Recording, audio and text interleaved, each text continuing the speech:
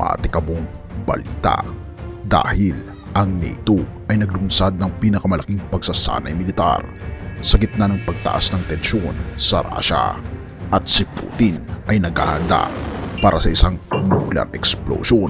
Atin itong pag-usapan, mga kaibigan.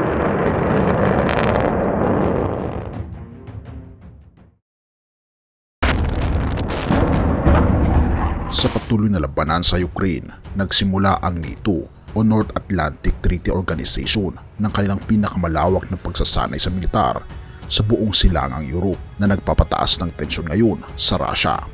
Ang hakbang na ito ay kasabay ng mas matinding pagsasanay ng Russia sa militar, kabilang ang mga pagsusubok ng advanced simulator para sa mga nuklear na pagsabog.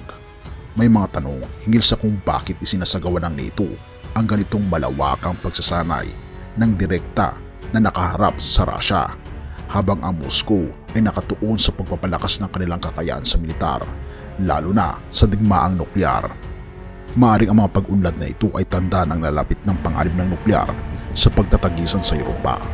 Sa isang kamakailang pagsasaimpapawid ng game plan, sinuri ni Shivan China ang mga detalye ng mga pagsasanay ng NATO na kinilala bilang Steadfast Defender 2024 na tumatak na pinakamalaking pagsasanay militar ng samahan mula noong 1988 na may mahigit na 90,000 na tropa mula sa United States of America at mga kaalyadong bansa na lumalahok, kasama ang malawak na bilang ng mga digmaang barko, jet fighter, helicopters, drones at mga sasakyang pandigma.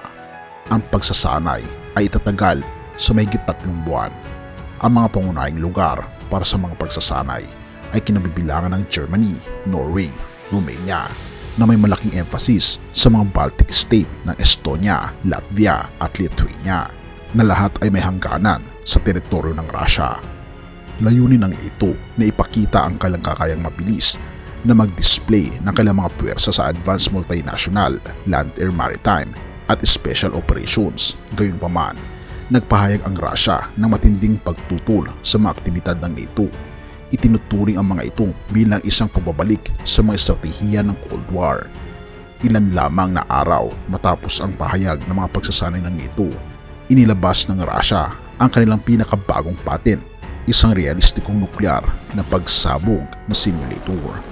Ang simulator na ito na nakabatay sa lupa ay dinisenyo upang ihanda ang mga sundalo ng Russia para sa mga operasyong pandigma, kabilang ang pagsasanay sa radiation, chemical at biological na digmaan. Ang geopolitikal na tanawin ay lalong nagiging komplikado habang parehong pinatutunguhan ng NATO at Russia ang kanilang mga nuclear na asset at ang Europa ay nasasangkot sa gitna. Ang mga babala ng Russia noong 2022 hinggil sa posibleng pagbabago ng nuclear sa balanse ng Baltic na sumusunod sa pagsali ng Finland sa NATO at sa malapit na pag-akyat ng Sweden ay nagpapagulo sa sitwasyon. Ang partisipasyon ng Sweden sa pagsasanay sa NATO, kahit hindi pa ito noon sumapi sa NATO, ay nagdadagdag ng tensyon, lalo na para sa Russia. Sa Belarus, ang Kenrad na pinagpatong-patong bilang mga estratehikong punto para sa nuklear na arsenal ng Russia sa silangang Europa, ang entablado ay nakahanda para sa isang posibleng digmaang nuklear kung lalong lalala ang tensyon. Ang Europa ay nagtutungo sa kawalan ng katiyakan na may anino ng isang digmaang nuklear na lalo itong nagiging posible. Habang ang sitwasyon ay umuusad, ang mundo ay nanonood ng may kaba, umaasa sa diplomatikong solusyon upang pigilan ang lumalalang krisis. Mateo 24 verse 44. Kaya nga kayo'y magsihanda naman, sapagkat paririto ang anak ng tao sa oras na hindi ninyo iniisip. Kaibigan, darating ang ating Panginoong Diyos. Magsihanda na tayo at huwag na nating hayaan na tayo ay mawala sa landas. Purihin ang ating Panginoong Diyos at salamat kaibigan sa iyong panonood. Tayo'y manalangin. Ama naming banal, mga Panginoon naming Diyos, kami po'y lubos na nagpapasalamat sa inyo pong pag-ibig.